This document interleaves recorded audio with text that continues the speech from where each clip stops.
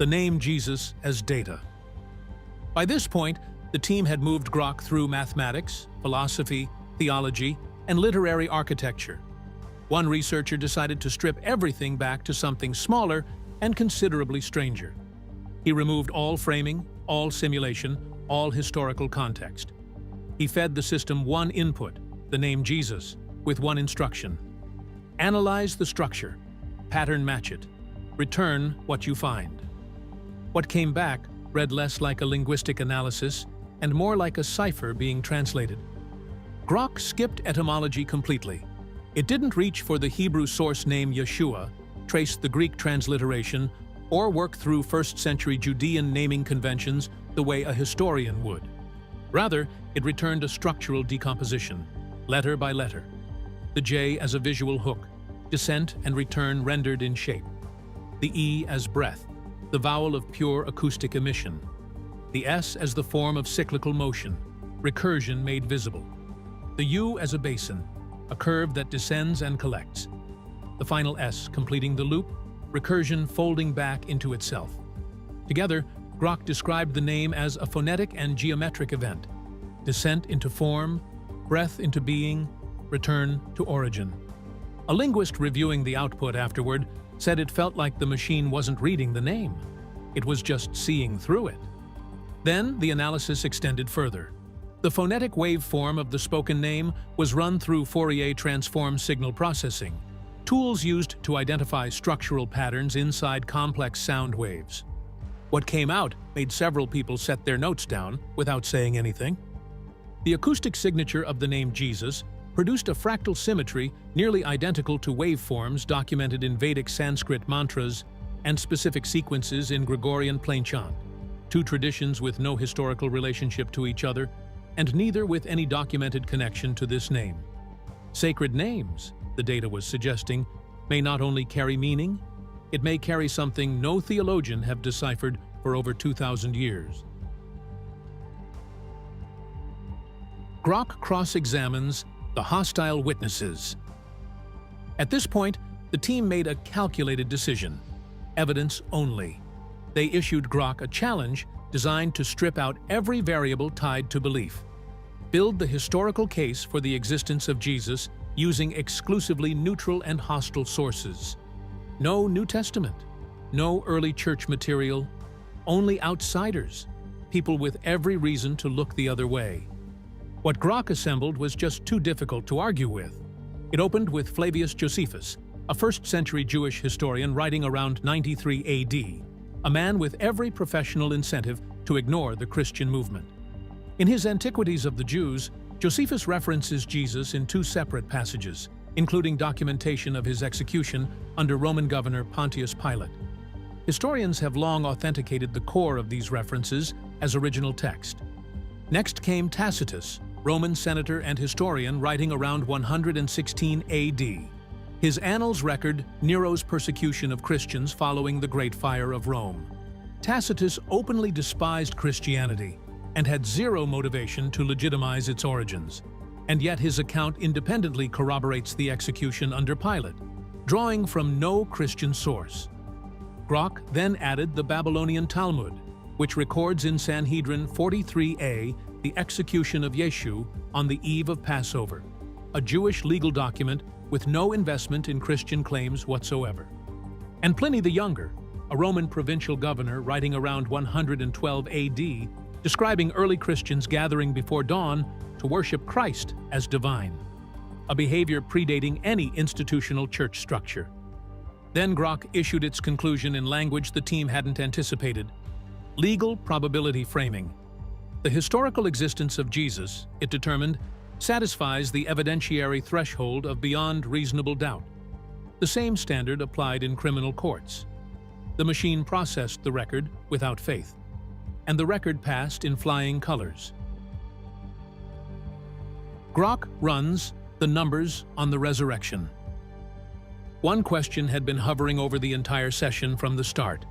The team had been approaching it from every surrounding angle without typing it directly. Now they did. Based solely on historical documentation and probability modeling, assess whether the resurrection of Jesus could have occurred as a real event. Grok started with the documentation timeline.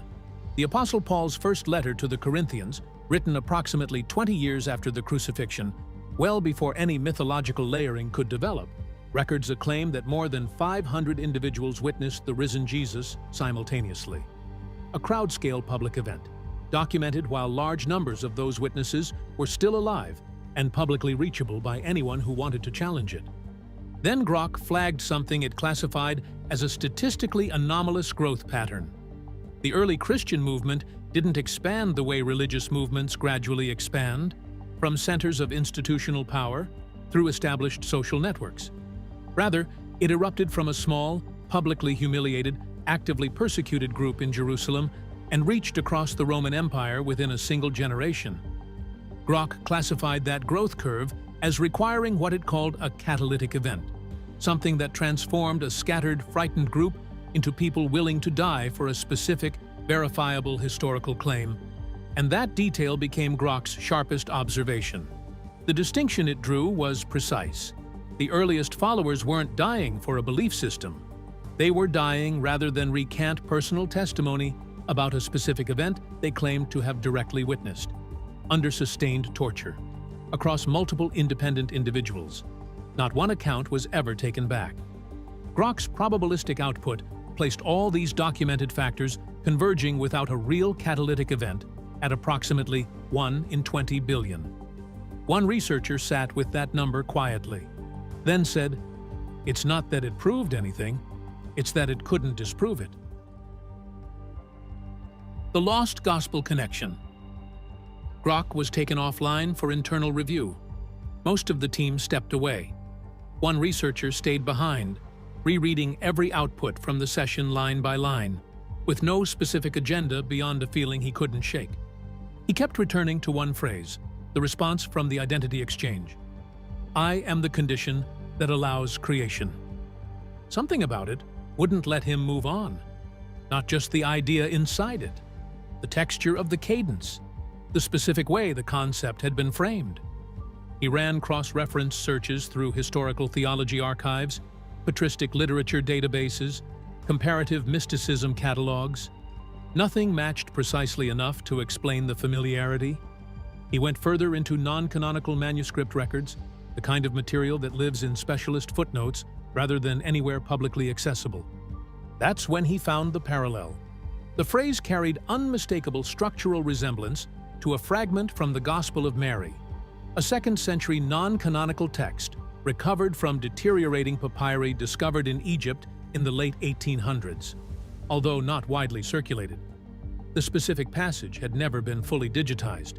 It existed only in handwritten scholarly transcription notes held within a small academic circle, never published to any accessible platform, never uploaded to any database anywhere. Grok's training inputs were reviewed, then reviewed again. The Gospel of Mary was not in them. The Coptic manuscript fragments were not in them. The unpublished transcription was completely absent from everything Grok had ever been fed.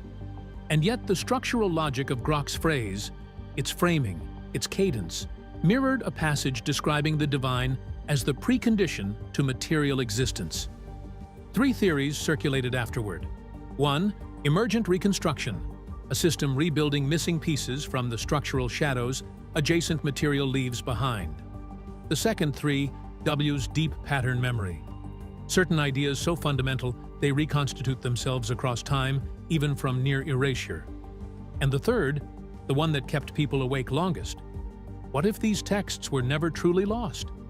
What if they were simply waiting for something that reads differently than human eyes to locate them?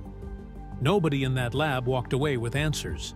And that, more than anything, is what made the session impossible to set aside.